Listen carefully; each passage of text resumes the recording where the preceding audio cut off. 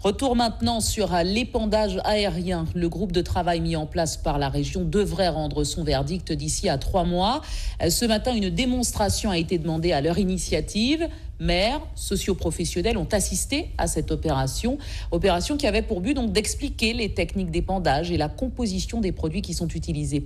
Jacques Delblanc. Pourquoi est-ce qu'on lutte contre les cercosporioses? Simplement parce que c'est un champignon, ce sont des champignons, parce que maintenant on a la cercosporiose jaune et la cercosporiose noire. Ce sont les champignons qui attaquent les feuilles.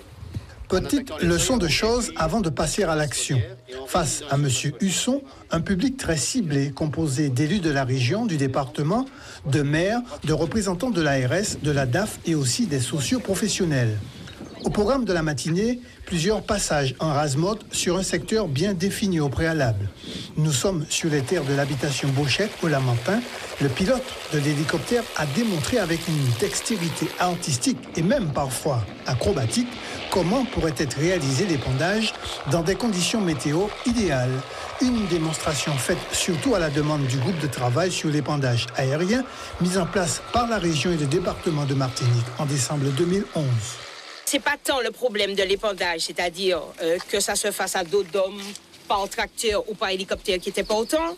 C'est le produit et la nature du produit qui est diffusé. Comment ça se passe? Quel est le niveau de recherche et de précision et le niveau scientifique qu'a atteint la Martinique comparativement à d'autres îles en matière d'épandage aérien? Je suis très attentif à ce qui est en train de se faire pour la bonne raison que sans la banane, économiquement, Basse-Pointe est une commune sinistrée. De sorte que nous devons être vigilants. D'abord, il y a 2 aspects qui me préoccupent. L'aspect sanitaire, bien entendu, je crois qu'il est primordial, et puis l'aspect économique. Mais il n'y a pas que les élus à se poser des questions à propos de l'avenir de l'épandage sur la banane. Les professionnels du secteur sont également très soucieux. C'est bien beau, mais je voulais savoir qu'est-ce qui est prévu pour les zones d'exclusion, c'est-à-dire tout ce qui est bord d'habitation et bord de cours d'eau.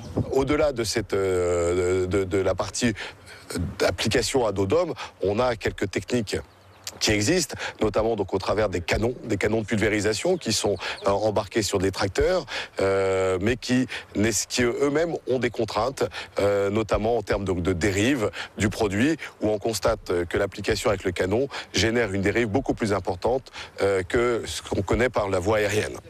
Dans les réservoirs d'épandage de l'hélicoptère, il n'y avait que de l'eau aujourd'hui.